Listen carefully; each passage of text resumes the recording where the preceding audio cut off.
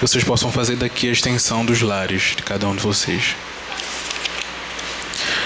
Na noite de hoje foi proposto para a gente começar a nossa conversação falando um pouco sobre recordação das existências corpóreas.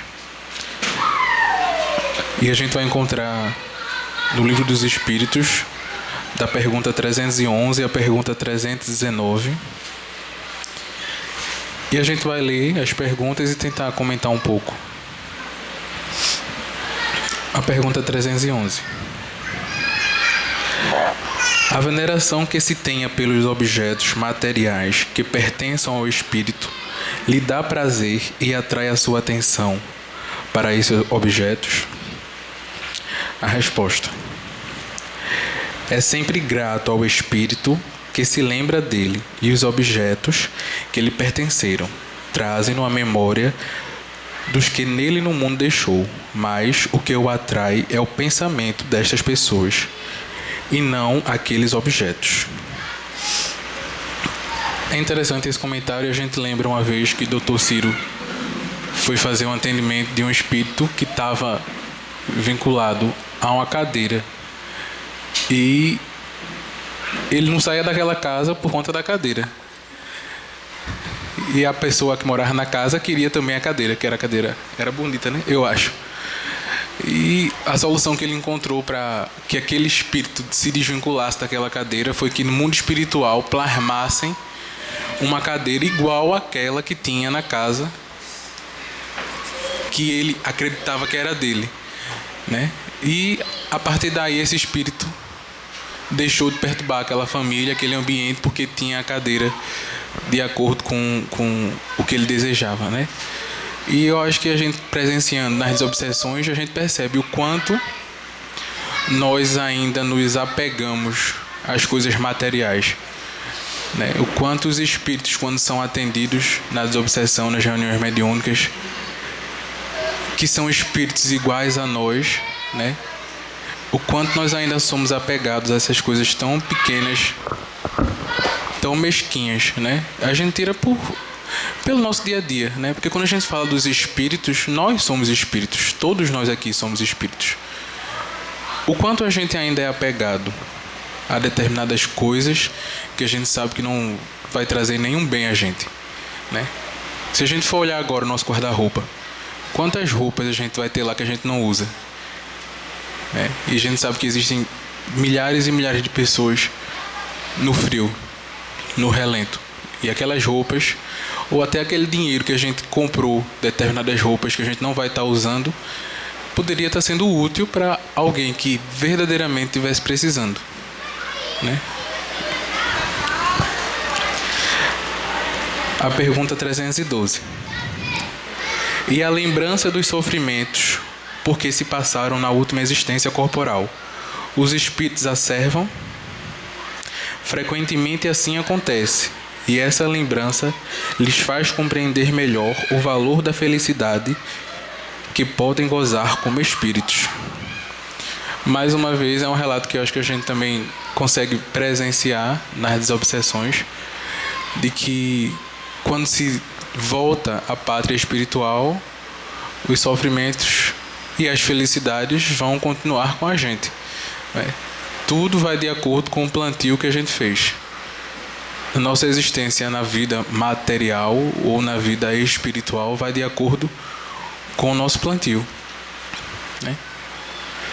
E um exemplo que eu vejo muito forte em relação a essa possibilidade de mudança também é André Luiz, né? Quando a gente observa a história de André Luiz no filme, no livro Nosso Lar, o salto que ele deu, espiritualmente falando e moralmente falando, através do desejo de mudança, né? Através da compreensão de que ele precisava realmente modificar determinadas posturas, pensamentos, e ir se libertando do homem velho que habitava dentro dele, né? Porque esse caminhar para a ascensão espiritual, ele não para quando a gente desencarna, né? A proposta de nós estarmos aqui é nós progredirmos, mas o progresso ele continua a todo momento. Porque às vezes a gente compreende de forma um pouco equivocada a questão da reencarnação e acredita que a gente reencarna para pagar débitos, quando na realidade a proposta da reencarnação é para que a gente ascenda espiritualmente falando, né? E quanto de nós aqui estamos conseguindo ascender realmente espiritualmente falando? Será que a gente está aproveitando as oportunidades que a gente recebe de aprendizado diário, quer seja na casa espírita? A maior oportunidade que a gente tem de se libertar das nossas mazelas morais e espirituais, sem a menor sombra de dúvidas, é dentro do nosso ambiente familiar. É com o nosso pai, com a nossa mãe, com os nossos irmãos, com a nossa esposa, com o nosso marido, com os nossos filhos. Essas são as maiores pérolas que a gente tem para o nosso progresso espiritual. É a maior oportunidade que a gente pode estar tendo de aprender a amar verdadeiramente. São as pessoas que convivem no nosso núcleo familiar. Uma vez perguntaram a Emmanuel qual seria a maior escola no planeta da Terra. E ele disse o lar, né? O lar é o lugar onde você tem mais possibilidade de estar aprendendo, de estar se conhecendo, de estar vendo o que você ainda traz consigo, de sentimentos, de posturas, de reações. Porque no nosso caminhar, a gente aprende, né? No livro tem até aqui, que nós devemos ter como guia e modelo Cristo. Mas agir como Cristo é fácil, né? Se eu chegar aqui para Neide, me arruma, tô precisando de alguma coisa, ela vai agir. Mas como é que nós estamos reagindo perante as situações? O agir, né? Você raciocinar, pensar, calcular, vou fazer assim, de tal forma. Mas as nossas reações perante situações que a gente não tem o controle, como é que a gente está agindo?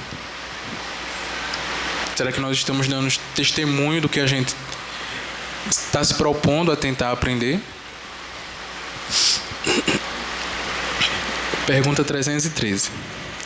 O homem que neste mundo foi feliz deplora a felicidade que perdeu deixando a terra?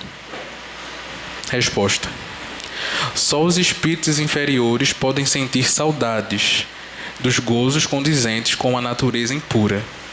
Qual a deles, gozos que eles acertaram a expiação pelo sofrimento.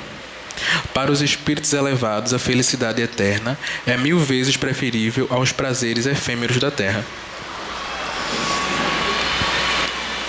E é mais um caso que a gente, se reportando às obsessões, a gente percebe quantos espíritos a gente não atende que se encontram tristes, deprimidos, porque não podem mais beber, fumar, sair, realizar determinadas atividades, né? É uma grande ilusão a gente acreditar que determinados prazeres que a gente consegue ter aqui momentaneamente, eles nos trazem felicidade. São só momentos, né? Quando você consegue chegar num patamar espiritual onde você tem uma visão mais ampla do que verdadeiramente é felicidade, você começa a perceber que determinadas coisas, determinadas situações não passam de momentos, né? E que elas não vão lhe preencher verdadeiramente. Pergunta 314. Aquele que deu começo a trabalhos de vulto com fim útil e que vem interrompidos pela morte, lamenta no outro mundo tê-los deixado por acabar? Não, porque vê que outros estão destinados a concluí-los. Trata, ao contrário, de influenciar outros espíritos humanos para que os ultimem. Seu objetivo na Terra era o bem da humanidade. O mesmo objetivo continua a ter no mundo dos espíritos. E a gente tem relato do mundo espiritual desse trabalho que acontece simultâneo dos benfeitores espirituais, de espíritos cientistas, médicos, que estão sempre amparando e ajudando as pessoas de boa vontade que desejam servir ao bem, intuindo, né? E também se dá para o lado negativo, né? Espíritos com determinadas tendências que não são voltadas para o bem, para o Cristo, também continuam influenciando, né? Todos nós aqui podemos ser influenciados por espíritos, ou bons ou ruins. Isso vai depender da nossa tendência, né? Do nosso hálito espiritual. E vamos orar para dar início à nossa reunião da noite de hoje.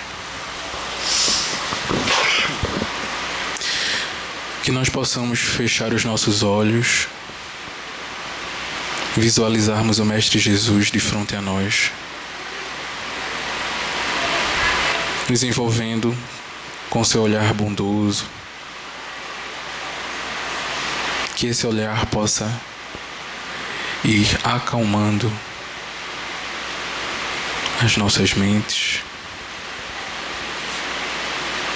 e que nós possamos nos sentir abraçados pelo Cristo de Deus.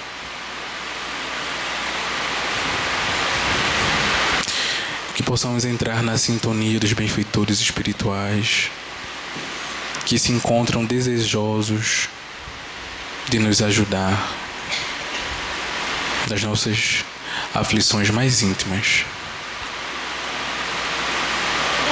Senhor Jesus, caminho, verdade e vida para Deus, é mais uma vez que nos encontramos aqui unidos e reunidos em Teu nome. Permitas que na noite de hoje possamos nos encontrar receptivos para recebermos os Teus ensinamentos. Que a Tua vontade, Senhor Jesus, seja a nossa vontade. Que os benfeitores espirituais possam usar de nossa irmã que falará na noite de hoje. Sendo assim, Senhor Jesus, confiantes no Teu amparo misericordioso, na Tua presença amiga, que nunca nos falta, na presença do nosso patrono espiritual, Manuel Quintão, e tantos outros espíritos, damos por iniciada mais uma reunião doutrinária na noite de hoje, e que assim seja.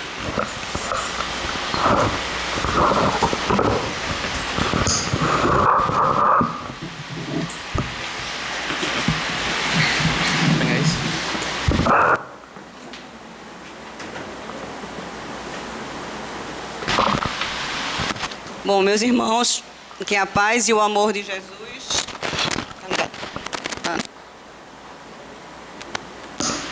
Alô, alô, agora. Bom, meus irmãos, que a paz e o amor de Jesus continue em nossos corações.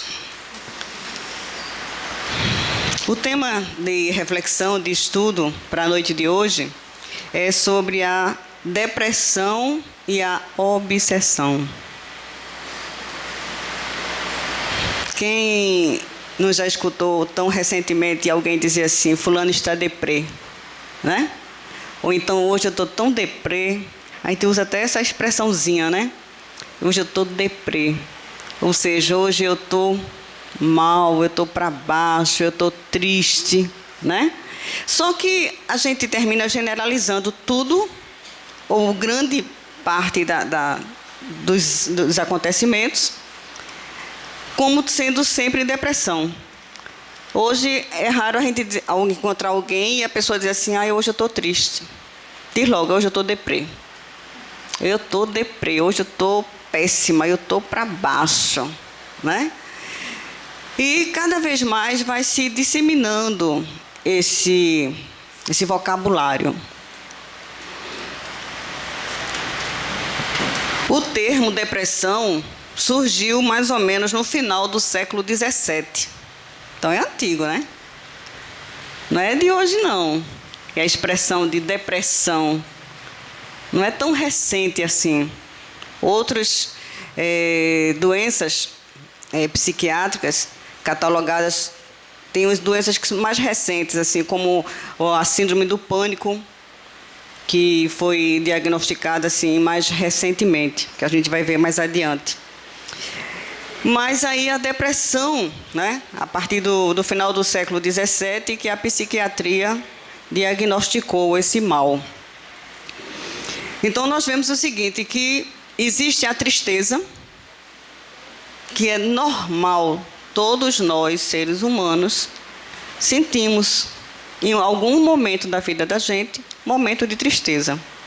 Isso é normal, é natural, a tristeza. E ela é assim, a tristeza são só momentos tristes. Né? A gente fica triste porque não passou no vestibular, fica triste porque não conseguiu um emprego, fica triste porque não passou no concurso, fica triste porque perdeu um relacionamento. Então, são momentos de tristeza. Momentos de tristeza, só que são muito rápidos, são passageiros. Logo a pessoa consegue se recompor, reconstituir. Né? E tem um outro grau de tristeza que a medicina chama de melancolia. Que a melancolia é um estado de tristeza, só que ele não é rápido, ele é mais profundo. Então, é um grau mais profundo da tristeza. Então, aí já passa de tristeza, ele já passa a ser denominado de melancolia. A pessoa está num estágio de eu estou melancólico. Né? Já ouviram nessa frase, né? Eu estou melancólico, ou seja, eu estou triste. Só que é algo mais profundo. E daí, quando ele se agrava mais, aí passa para outro estágio, que é um estágio mais grave, que é justamente a depressão. Então, hoje, com esse conhecimento, a gente não vai dizer por qualquer coisa eu estou deprê. Né? Hoje eu estou deprimido. Não, hoje eu estou triste. Agora, se essa tristeza vem já há algum tempinho, né? Então, estou com uma melancolia. Para se instalar a depressão, então, é uma coisa mais crônica. Você não conseguiu sair desse estágio e aí passou para a depressão. E diz o seguinte, que de 15% a 25% da população mundial, olha, é muita gente, né? Que sofre de depressão crônica. Isso é alarmante, né? É considerado uma epidemia. E, fora a depressão, nós temos também o toque. O toque é famoso, né? Tem um artista famoso aqui que sofre do toque, que ele abriu para os seus fãs, para a sociedade, de que ele assumiu que ele tem um toque e ele faz um tratamento e que hoje ele está bem melhor. Quem sabe? Quem lembra? Hein? O rei, né? Considerado o rei, né? O rei Roberto Carlos. Então, Roberto Carlos, ele sofre, é um sofrimento, o toque. Né? É o toque, é o transtorno obsessivo compulsivo.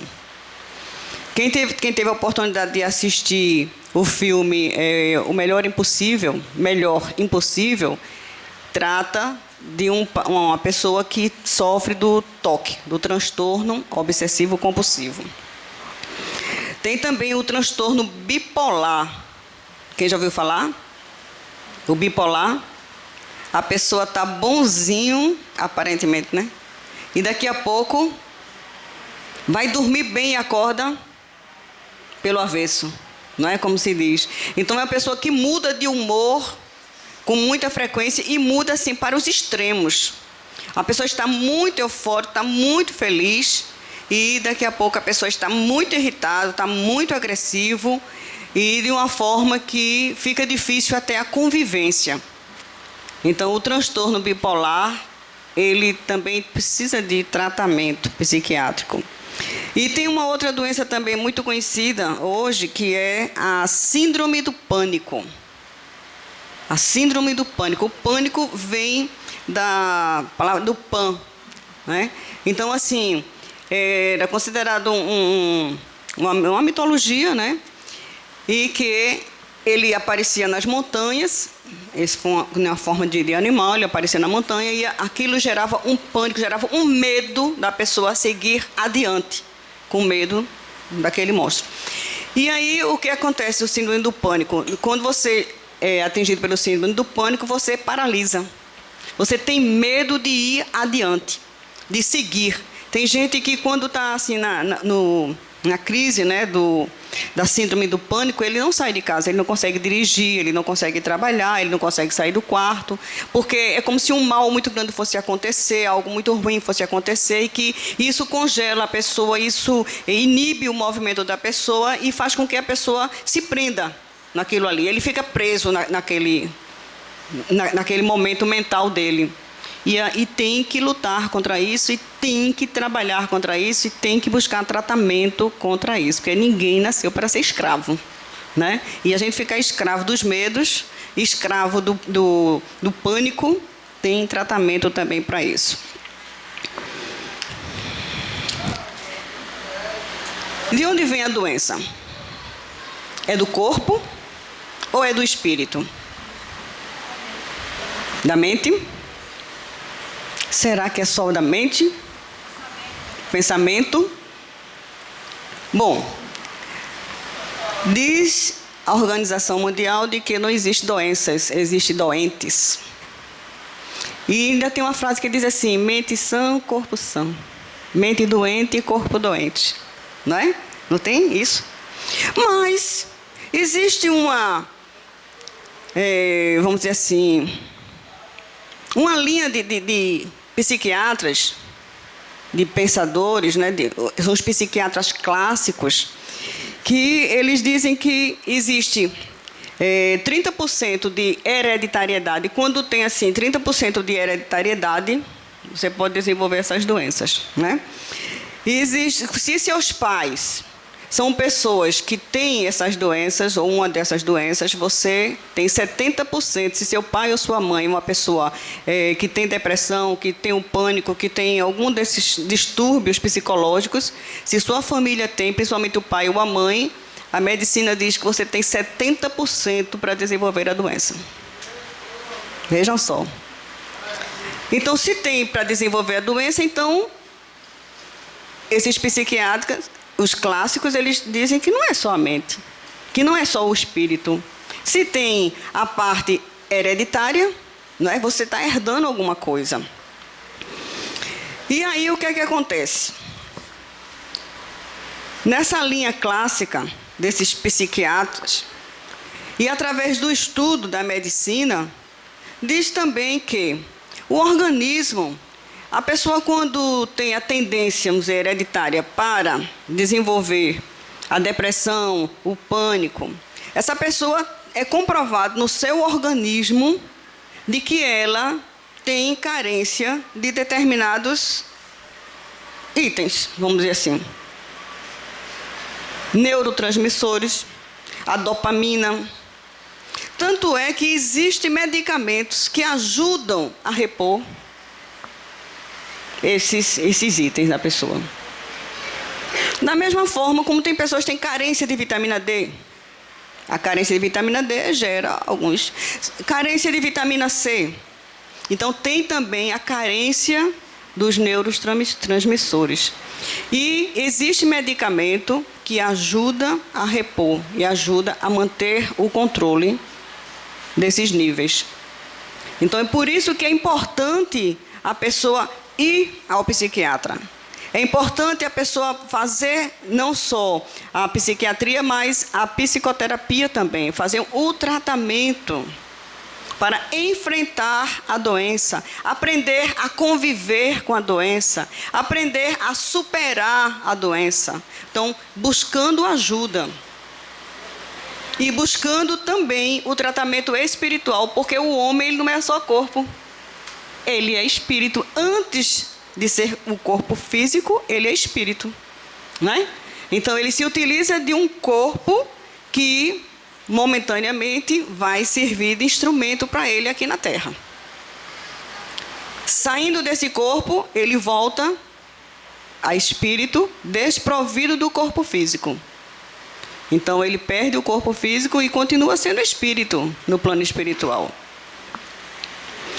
E o que é que hoje, assim, nessa epidemia, né, dessa doença ou dessas doenças, o que é que causa, ou são os fatores mais assim predominantes que ajudam a desenvolver?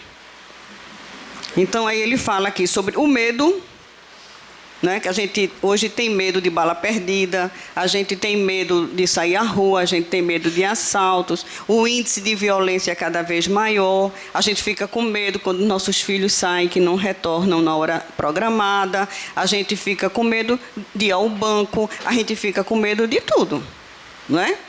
Gera-se um medo muito grande. Tem também a ansiedade. Tem pessoas que são ansiosas por natureza, como se diz assim. Olha, tem gente que é tão ansioso, por quê? Porque tem muita pressa de querer resolver tudo e quer que tudo seja no tempo dela. E as coisas nem sempre são, nem podem ser ao nosso tempo.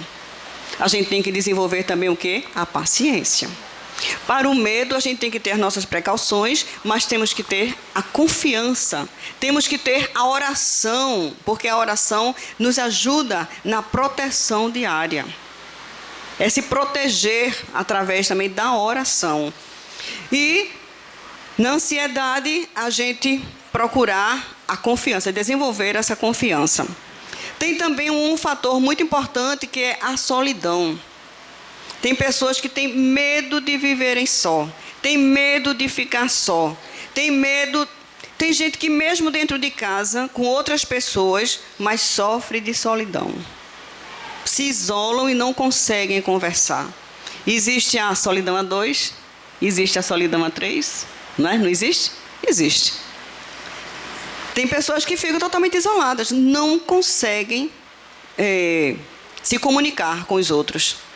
Por falta de confiança, por medo mesmo de se relacionar, por medo de se abrir.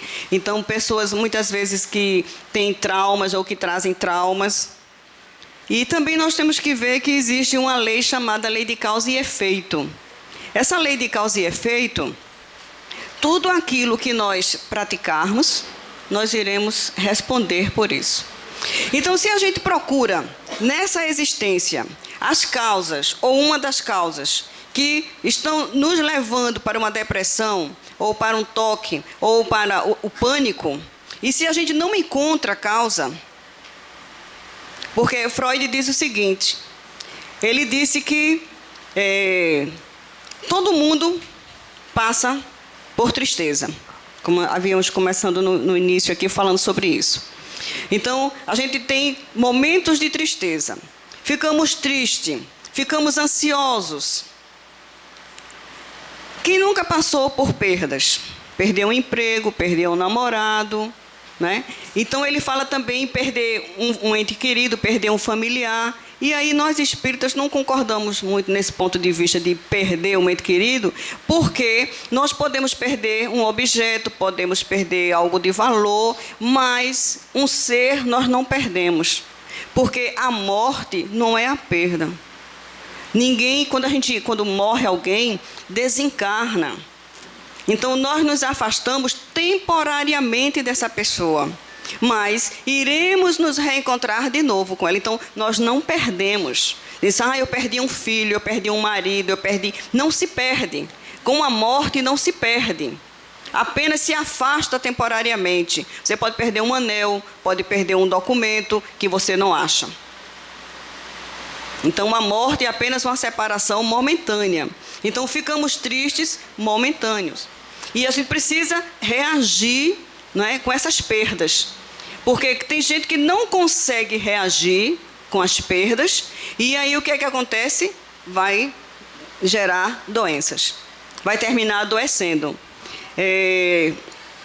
Nós conhecemos uma senhora que ela disse, eu sofro uma depressão triste, porque eu perdi uma irmã, em um ano eu perdi 3 pessoas da minha família. Em um ano ela teve 3 desencarnes na família dela. E isso foi muito forte, e já está com 1 ano e meio e ela não consegue aceitar essas perdas. Então, ela não conseguindo aceitar essas perdas, ela está sofrendo até hoje, não se alimenta direito, está definhando, e desenvolveu o pânico, tem medo de sair de casa, tem medo de tudo. E o relacionamento dela em casa está o pior possível com o filho, por conta da doença que já se instalou, e o filho não consegue aceitar de que a mãe está passando pela doença da depressão. Então, a gente tem que saber lidar com as perdas na vida da gente, né? São fatos naturais.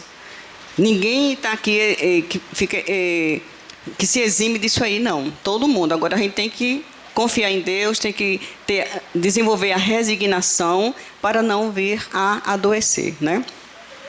Já tem gente que diz assim, na lei de causa e efeito, né?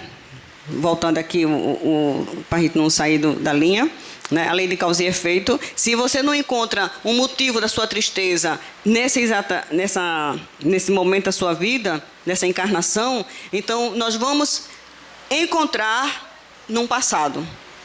Você traz como se fosse uma tristeza crônica, que nem você consegue diagnosticar a causa, não consegue. Mas por que você está tão... Não sei, é dentro de mim é um vazio, é uma coisa vazia dentro de mim, está faltando algo. Então você está trazendo isso de uma existência passada, situações mal resolvidas, consciência pesada de erros do passado, né? Sentimentos de culpa que você traz, e isso não sendo trabalhado, você traz esse sentimento de culpa, e tem crianças que já começam a desenvolver logo cedo, jovens logo cedo, a depressão, a tristeza, porque está lá, vem do passado e precisa você sair dessa situação, né?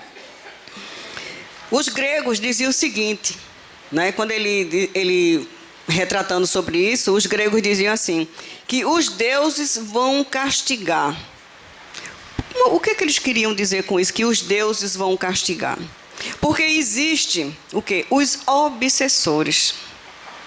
E nesses momentos de tristeza, no momento de depressão, muitas vezes também acontece de serem sugestões de inimigos, que começa a trazer ideias para a gente de isolamento, de que nada vai dar certo, que eu sou isso, que sou aquilo, que nada comigo é assim. E aí você começa alimentando esse tipo de pensamento, porque algo seu aqui deu errado, ou simplesmente aquela fase acabou, vai surgir uma nova fase na sua vida, mas você não aceita, então você começa a ver pelo lado negativista, e aí você entra em sintonia com esses espíritos inferiores, espíritos infelizes, e eles desenvolvem em você, não é?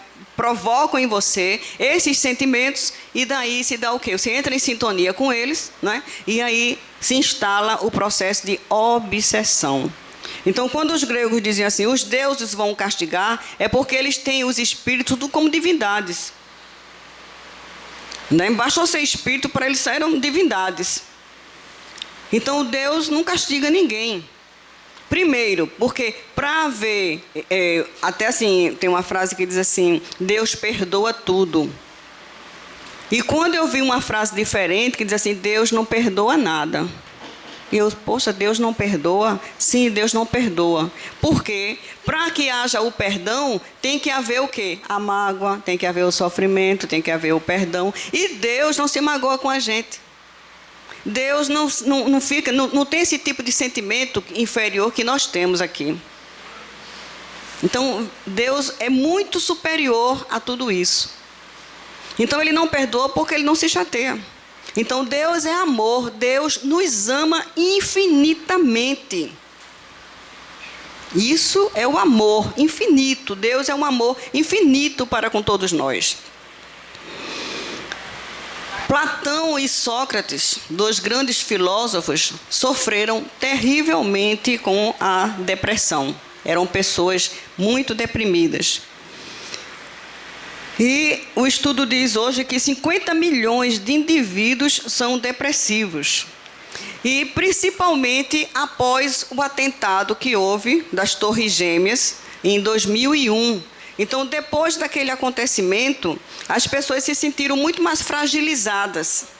E isso gerou muito mais ansiedade, muito mais medo e, consequentemente, um número maior de pessoas deprimidas em nosso século.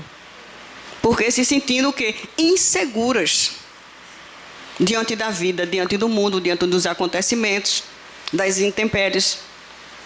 Então, ficam pessoas assim com muita falta de fé, ou pessoas sem fé.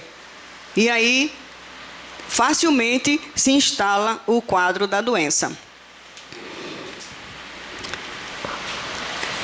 A ansiedade é um fenômeno natural, porque é muito natural a gente ficar ansioso. Ansioso para sair um resultado, ansioso por um telefonema, ansioso para saber o resultado de alguma coisa. A gente fica, não é verdade? A gente fica, é normal, isso é natural. A gente fica naquela expectativa, né? De vai chegar alguém, vai chegar uma visita, ou uma viagem que você vai fazer, ou um casamento que você vai realizar, ou um filho que vai nascer. Você passa os 9 meses naquela ansiedade, mas é natural a gente sentir isso aí. No livro O Pequeno Príncipe, tem uma frase que ele diz assim, o Pequeno Príncipe: quando dizes que vens às 4 horas, desde as 2 que te espero. Será que ele era ansioso? O Pequeno Príncipe? Veja só, se dizes que vem às 4, desde as 2 que eu te espero. Então, mostra o quê? Um grau de ansiedade, né? Mas quando essa ansiedade vem acompanhada de batimentos cardíacos acelerados, de suor, sudorese, começa a suar. Tem gente que os pés, as mãos, o rosto, fica o tempo todo, porque o grau de ansiedade está tão grande que ele está trazendo um distúrbio no seu organismo. E daí começam a vir os transtornos da ansiedade. Tem gente que sofre tanto de ansiedade que tem que andar com ansiolítico na bolsa, passado pelo psiquiatra. Usa o sublingual para não entrar em taquicardia, devido ao grau de ansiedade muito acelerado, muito elevado. Então, é normal ter ansiedade? Mas não. Quando ele passa a sentir, quando a pessoa começar a sentir os batimentos cardíacos acelerados demais, essa sudorese e esses transtornos, deve procurar ajuda médica. As mãos suando, procure ajuda médica. Você está precisando de ajuda. E espíritos perversos, nesse momento, se acoplam. Nesses momentos de fragilidade nossa, eles se aproximam da gente. Aí imagina, você está desse jeito, somou com o espírito perverso, a coisa desanda mais ainda e o sofrimento vai aumentar, né? Então, a síndrome do pânico, ela foi diagnosticada em 1970 e existe tratamento para isso. Tem gente que se arruma e não consegue sair de casa. Tem gente que, arranja todo tipo de desculpa para não sair de casa. É algo que começa a segurar a pessoa. Eu tenho um momento que eu dizia assim para minha mãe, quando minha mãe começava a mostrar sintomas disso aí, e a gente querendo levar ela para passear, sair para os lugares, tudinho, e ela dizia, não vou não. Olha, eu não estou... Mas a senhora não vai empurrando o carro, não. Ela, estou muito cansada. Inventava mil desculpa. Eu estou muito cansada. Não, mas a senhora não vai empurrando o carro, não. A senhora vai sentada dentro do carro. Eu prometo que eu ligo o ar-condicionado, eu boto uma musicazinha, tudinho. Olha, vai ser um passeio legal. Não, mas...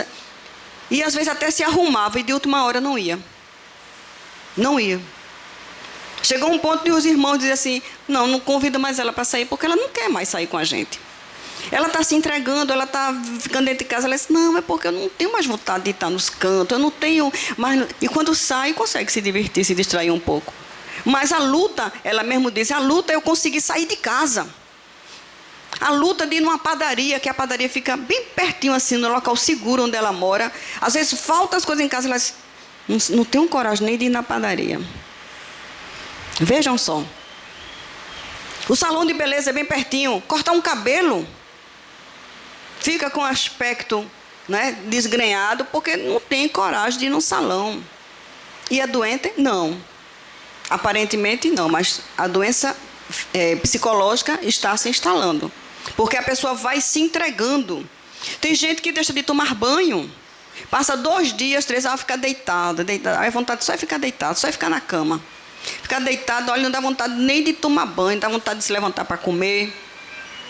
Tem gente que ainda come e volta para a cama de novo, né? Então fica lá deitado, quarto escuro, não quer ver ninguém, o telefone está tocando, olha, não tem coragem de atender, não quer conversar com ninguém. Divaldo mostra um caso de uma mulher, o título dessa história dessa mulher é A Dama das Camélias. Não é das camélias não, a camélia é outro livro. A Dama das Orquídeas, deixa eu ver aqui como é o nome dela aqui. Não, a Dama das Violetas. Nem é camélia, nem orquídea. É minha mente, minha memória. A Dama das Violetas. Um psiquiatra americano tinha uma paciente que ela estava com a depressão profunda. E ele foi na casa dela fazer a visita a ela. Quando chegou lá, e ela, nesse estado assim, de apatia geral, não conseguia ter ânimo para nada, não saía para nada. E antes ela era uma pessoa bastante ativa. E ele observou que em cima da mesa dela tinham diversos convites. Convite de casamento, convite de batizado. Tinha alguns convites lá em cima da mesa. Ela recebia os convites, mas não ia para evento nenhum. Ela não tinha coragem mais de se arrumar para sair para os convites. E ela queria saber o que ela tinha, porque ela não estava mais conseguindo reagir, não tinha mais vontade de fazer nada. E ele disse assim: você me permite eu dar uma volta aqui na sua casa, conhecer a sua casa, para estudar a personalidade da paciente? Ela disse: permito. E ele deu uma volta na casa dela. Primeiro, a primeira coisa que ele conseguiu observar na casa dela era que as paredes eram pintadas de umas cores muito cinzas, cores tristes, cores apagadas, não eram cores alegres. Aquilo ali já trazia um ambiente de penumbra, um ambiente triste, de desolação. Ele sai da casa, vai na parte externa do jardim e viu que ela era colecionadora de violetas. Ela tinha coleções de violetas, só que estava tudo lá. E ele teve a brilhante ideia. Ele teve uma ideia do seguinte: olha, falou com os filhos dela e disse: arranje os convites e mande o convite para ela. Mesmo que ela não vá, mas mande os convites. E disse para ela: olha, vamos fazer um acordo? Esses convites que estão aqui em cima da sua mesa, eu vi que tem alguns convites ali na mesa, né? E você não vai? Ela disse: não tenho vontade de ir. Então vamos fazer um acordo? Cada convite desse que você receber, você pega uma violeta dessa e manda de presente para a pessoa. Você não vai, mas mande em consideração a pessoa, você manda uma violeta dessa para a pessoa. Então ela pegava um cacto daquele ali, com a plantação, escolhia uma violeta e mandava para o endereço. E nisso foram chegando mais convites. E ela pegava tal violeta, mandava para aquele convite. Um convite batizado, ela pegava uma violeta. E com isso o tempo foi passando. O que aconteceu com as violetas dela? Acabou, né? Vocês são inteligentes. Acabou as violetas dela. O estoque de violeta acabou. Os convites acabaram? Não. Os convites continuaram chegando na casa dela, porque ela não ia, mas mandava uma violeta. E é muito bonito, é agradável, é educado você receber uma flor. Quem é que não gosta? Principalmente uma violeta, não é? E aquilo, as pessoas foram se agradando daquilo. Pois bem, acabou o estoque de violeta dela e ela sentiu a necessidade de adquirir novas violetas para atender aos convites dela. E daí foi a primeira vez que ela conseguiu sair, depois que acabou o estoque de violeta dela, para adquirir mais violetas. Então, ela ficou conhecida por isso. Com o tempo, ela desencarna, né? E na cidade, o local onde ela morava, todos sentiram a sua falta. Porque muitas pessoas ali foram agraciadas com as suas violetas.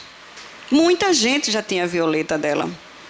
E ela ficou sendo lembrada como a dama das violetas. Então foi uma forma dela começar o tratamento dela, através desse singelo gesto que esse médico teve para com ela. Veja que inteligência, né? Ele não disse vá para as festas, não. Então, utilizou o que ela tinha ali dentro de casa para dali ela começar a ter um estímulo. Mas isso foi rápido? Não foi. Isso foi com o tempo. Já no filme Melhor Impossível, mostra uma cena de que... como é o nome do ator? Nick Jackson, como é? Não, é um nome... É isso. Repita aí para mim, por favor. Pronto. Jack Nicholson. É um bem famoso, bem conhecido, né? Tem uma cena que ele anda na rua, ele sai assim, pisando, pulando, não é? Porque, engraçado que uma vez eu já me vi assim na rua. Não igual a ele, mas com medo de pisar naqueles lobos, com medo daquelas bocas de lobo, com medo que aquilo afundasse. Então, às vezes, a gente começa a desenvolver determinadas coisas, a gente nem se apercebe. Quando vê, já está instalado o negócio lá. E ele, de repente, uma cena que eu me lembro agora, que ele, de repente, ele entra no consultório do psiquiatra. Ele simplesmente, ele emburaca assim, puff, né? E entrou gritando com o psiquiatra, dizendo assim, por favor, me ajude a sair dessa situação. Me ajude, gritando, me ajude. E o psiquiatra disse, primeiro, não é para você entrar aqui assim, né? Segundo, que você tem que marcar a hora. E terceiro, marcar a hora e vir. Porque o tratamento tem que ser continuado. Não é vir aqui esporadicamente, porque tem gente que quer fazer tratamento, ou nem quer fazer tratamento, quer só um remedinho para aliviar os sintomas. Então, vai no médico esporadicamente, não quer fazer a terapia, e é só para tomar um remédio ou só para uma consulta esporádica. Tratamento psiquiátrico requer tempo. Requer tempo. E a gente tem que ter paciência com isso. Então, aí o médico dá uma chamada nele e um alerta. Isso serve de alerta para todos nós, de que não é dessa forma. As coisas, a doença para se instalar, ela não se instalou do dia para a noite, não. Não foi assim, no instalar de dedos, não. A doença é algo muito sutil. E a gente tem que procurar se autoanalisar, se autoconhecer. E também o processo obsessivo vai se instalando e ele tem as fases de evolução. Começa num processo simples, obsessão simples. Quantas pessoas que passam um tratamento de obsessão e que o espírito diz, eu mando na vida dele. Eu coordeno a vida dele. Ele só faz o que eu quero. E às vezes a pessoa nem se apercebe de que está fazendo isso. De que está sendo subjugado, nem ainda subjugação, mas que está sendo teleguiado, vamos dizer assim. Teleguiado pelo espírito. Então, começa o quê? Mudança de humor, déficit de atenção, irritação mais profunda. Não é por qualquer coisinha, mas assim, a pessoa percebe que está se irritando demais. Tem gente que tem uma percepção de, poxa, eu tô agindo de certa maneira, algumas vezes de maneira que até eu me estranho. Eu estou irritado demais, eu não tenho paciência mais com ninguém, qualquer coisa assim, eu perco as estribeiras. Então eu noto que eu estou chegando no meu limite e que eu estou saindo do meu normal. Então aí o processo obsessivo já está instalado. E a pessoa se apercebe, já está instalado e vem tratamento. E às vezes nem faz o tratamento todo, porque quer imediatismo. E requer tempo. Porque existe todo um tratamento, existe o passe, que é como se fosse uma transfusão, e é uma transfusão, uma transmutação de energia. Tem a água, energizada, a água fluidificada. Tem as palestras para higienizar a nossa mente, trazer novos conhecimentos, novas alternativas, aprender a ouvir, ter disciplina, estudar, ver os exemplos e começar se observando. Vir ao tratamento, fazer tudo isso e procurar ajuda também psiquiátrica, psicológica, medicamentosa, a depender de cada caso. Cada caso é um caso. Então, a linha é muito tênue, é muito fina, para delimitar quando é só obsessão e quando é obsessão e quando é problemas psiquiátricos, que a pessoa já está desenvolvendo ou já desenvolveu os transtornos psiquiátricos. Então, ele fala aqui para a gente orar, ajudar a refazer-se, a terapêutica, usar a terapêutica psiquiátrica e a terapêutica espírita. Tudo isso para o tratamento, né? Quando ele fala também aqui sobre os transtornos, né? Quem desenvolve isso com mais facilidade, esse tipo de transtorno, são pessoas que tiveram trauma na infância, trazem traumas de infância, pessoas que tiveram mães muito castradoras, pais ausentes. Vejam só como é a importância da família na formação de um ser humano, né? No transtorno, no toque, né, tem o tormento da repetição, a pessoa repetir muito as mesmas coisas, né? E também vê aqui, como eu já falei, as causas anteriores das aflições, né? Então, no tratamento médico, tratamento espiritual, se orienta também a fazer meditação. Olha só. Eu vi uma reportagem sobre meditação numa escola, as crianças fazendo meditação. E eu fiquei surpresa, porque criança, ainda assim, criança fazer meditação, né? Criança geralmente é muita energia, muito... Mas tem crianças que entram na sala de aula e não conseguem se desligar. Não conseguem parar para ouvir o que a professora está dizendo. Não conseguem parar para fazer uma tarefa, uma atividade, porque elas são muito ativas. Então, para essas crianças também é recomendável a meditação. E com a meditação, elas conseguem ter uma atenção melhor e o rendimento escolar dessas crianças que estavam fazendo a meditação, o rendimento delas foram superiores. Melhorou bastante, né?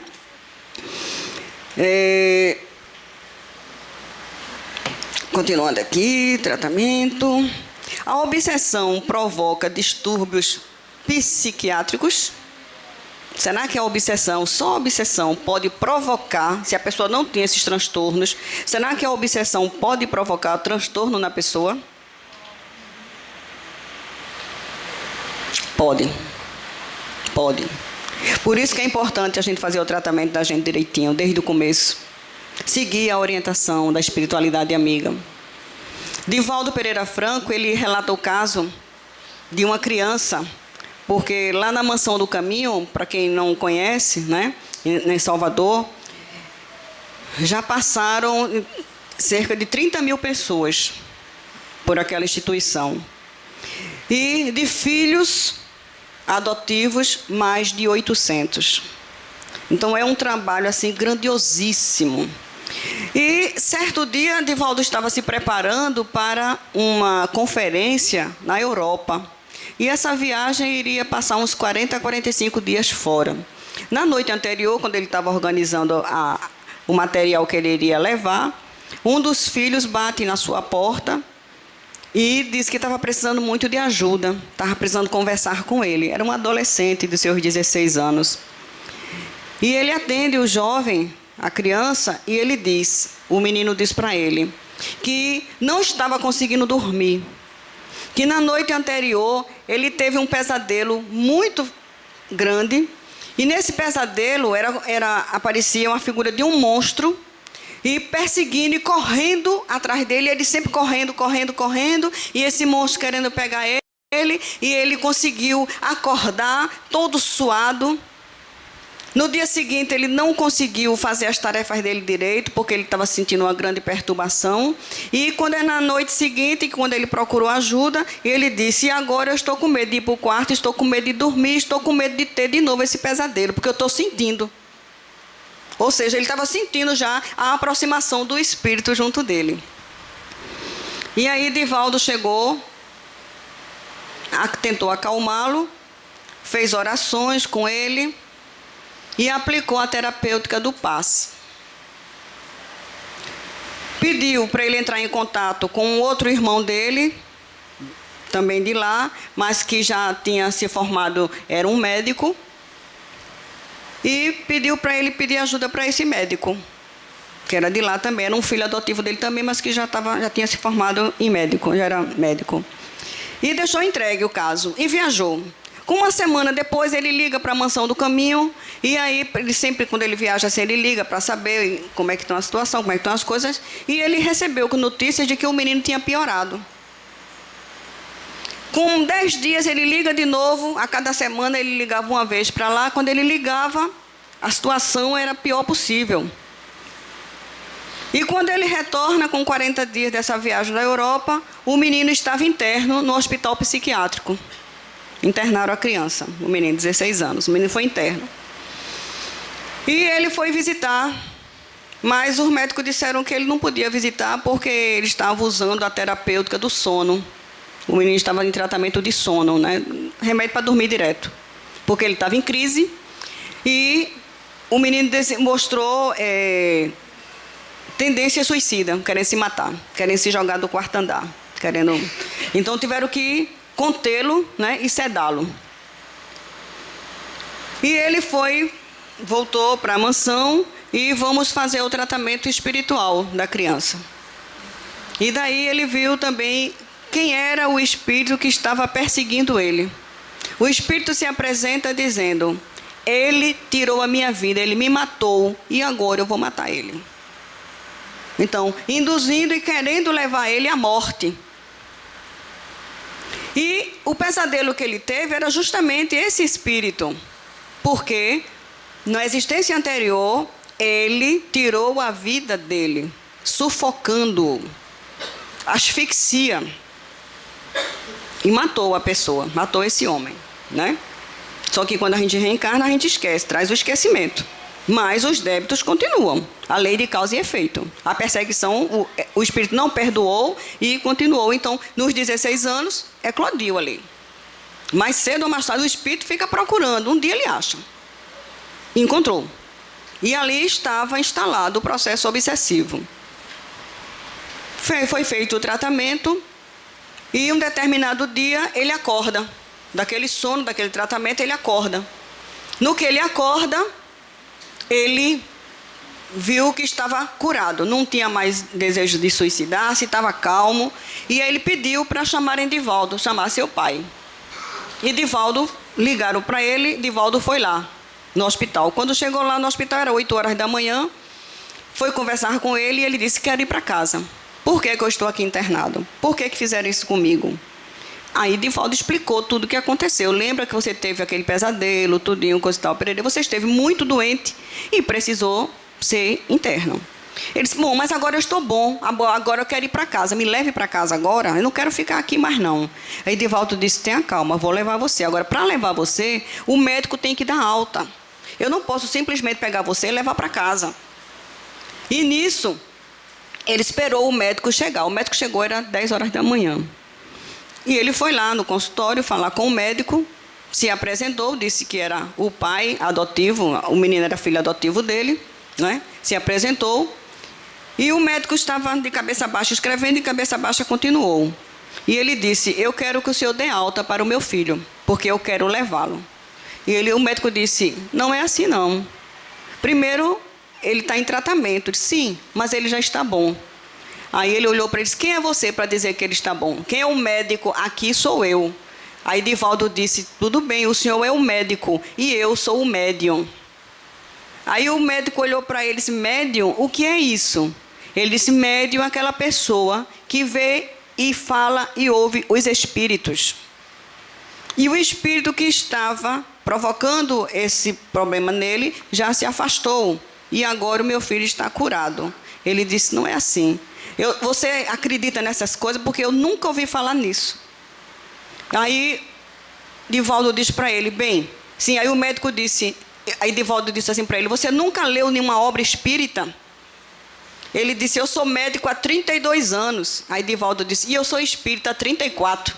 Estou há 2 anos de vantagem na sua frente. Então aí ele disse: mas eu não vou liberar assim não, só daqui a uns 10 dias você volte aqui. Divaldo disse: não, eu vou levar meu filho e você vai ter que dar alta. Se você não der alta, eu vou entrar com um mandato e vou trazer um médico psiquiatra aqui que vai examinar meu filho e vai ver que ele tem condições de ir para casa. E eu, como ele é de menor e eu sou responsável por ele, eu assino o documento e assumo total responsabilidade. Aí o médico disse: mas ele está com tendência suicida. Ele disse: mas ele não tem mais. Ele não pensa mais em suicídio. Mas se daqui a 10 dias ele se suicidar, ele não vai fazer isso. Eu garanto ao senhor que ele não vai fazer isso. Ele precisa estudar, ele vai se formar. E vou trazer o convite da formatura dele para o senhor. Eu prometo que eu vou trazer o convite de formatura dele para o senhor. Aí ele disse para Divaldo: bom, se isso acontecer, eu vou pegar o meu diploma, vou rasgar, botar num prato e vou engolir. Aí Divaldo disse: aproveite e compre um maço de alfafa e bote junto para dar mais sabor ao seu diploma. E nisso ele liberou o menino. O menino foi para casa, foi para a mansão, voltou para os seus labores, tudinho. O que é que acontece? Na semana seguinte, apareceu uma mulher na porta da mansão pedindo ajuda. Uma mulher que estava morando na rua e num desespero, numa fome, numa miséria. E a pessoa que toma cuidado lá na portaria chegou para Divaldo e disse: Divaldo, tem uma senhora aí na porta que está assim, desmaiando de fome, está passando mal, está não sei o que, coisa e tal, Pereira. E ela disse que quer falar com o senhor. Aí Divaldo disse, tá certo, manda ela entrar que eu recebo ela. Quando foi falar com ela, disse, pois não, minha senhora, realmente a situação dela era de penúria. E ela disse, olha, eu passei 24 anos interna numa clínica psiquiátrica. E fiquei boa. Certo dia, eu estava passeando no pátio dentro do hospital psiquiátrico e a pessoa chegou para mim e disse, você está boa? Ela disse, estou boa. Aí levou para o médico disse, você está boa? Ela disse, eu estou boa. E nisso, nesse tá boa, deu alta para ela. Só que deu alta, tinha passado todo aquele surto dela, foram 24 anos de tratamento dentro de um hospital psiquiátrico. Quando ela saiu, uma enfermeira disse para ela, olhe, procure seu filho. Você, enquanto esteve aqui interna, você deu à luz a um menino. E esse menino foi levado para uma casa de menor. Procure que você vai encontrar e ele vai cuidar de você. E ela disse, seu Divaldo, eu já fui na casa de menor do seu fulano de tal, que me indicaram, e lá não encontrei meu filho. E a outra casa que recolher menor é essa daqui. Então, eu acho que meu filho está aqui. O senhor me ajuda a encontrar meu filho? Aí Divaldo, sim, vou ajudar você. Ela disse, mas como é o nome dele? Ela disse, eu não sei o nome dele. Não conheço, não sei como é. Então, mas eu sei que ele existe. Aí Divaldo já viu o caso do rapaz, do menino. O menino que tinha sido interno era filho dela. Veja só, Divaldo não sabia.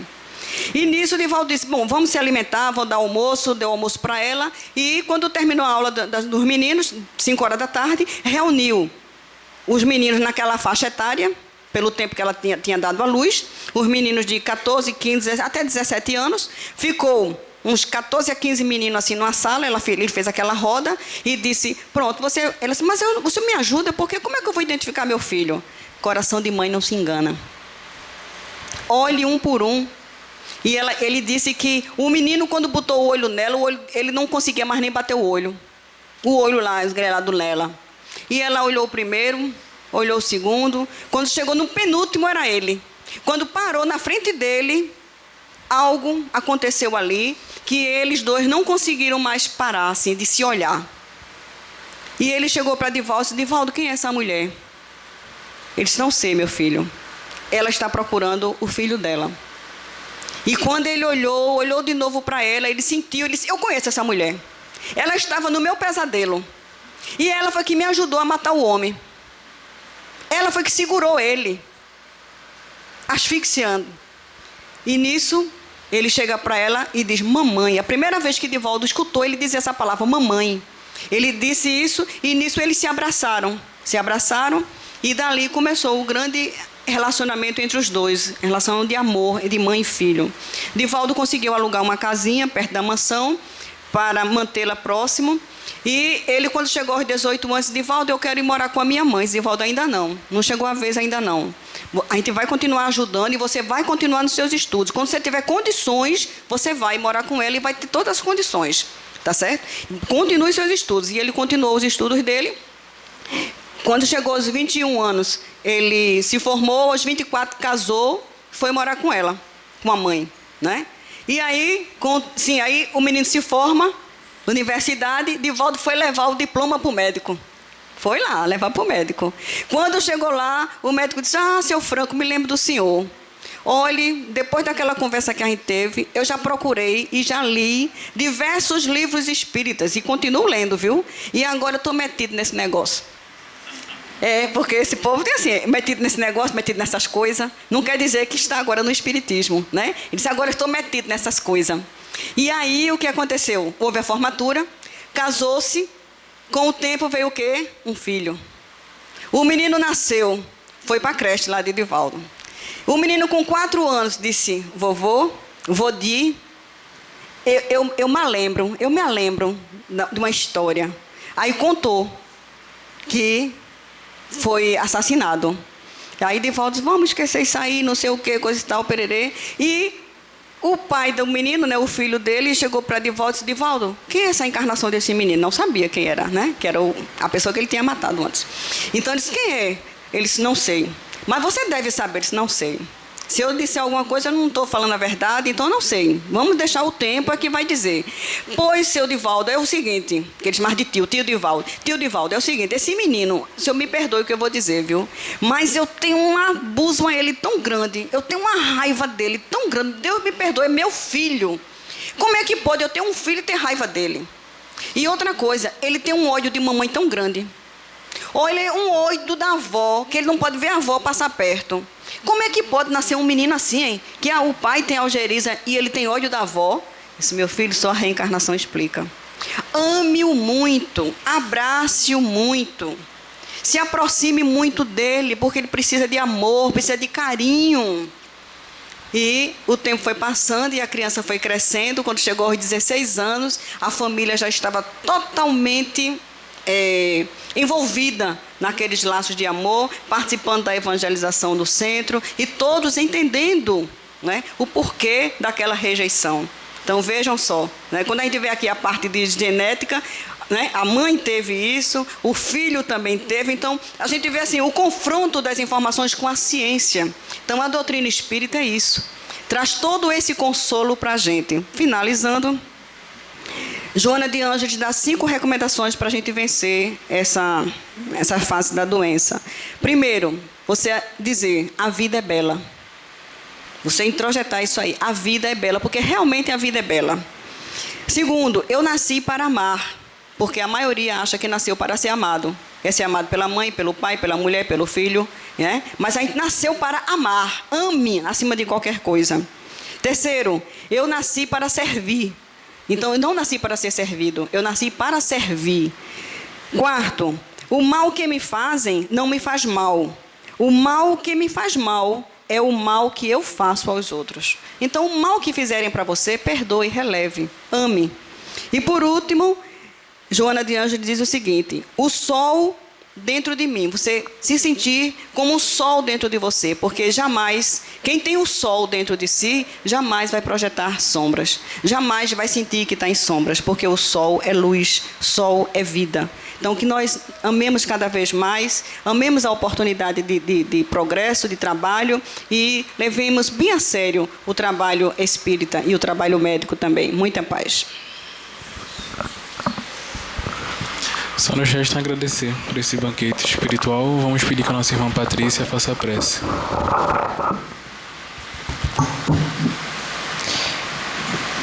Continuemos com esse sentimento de paz, de harmonia, agradecendo aos benfeitores espirituais, ao nosso irmão maior Jesus, ao nosso Deus, por essa oportunidade de aprendizado, de amparo espiritual.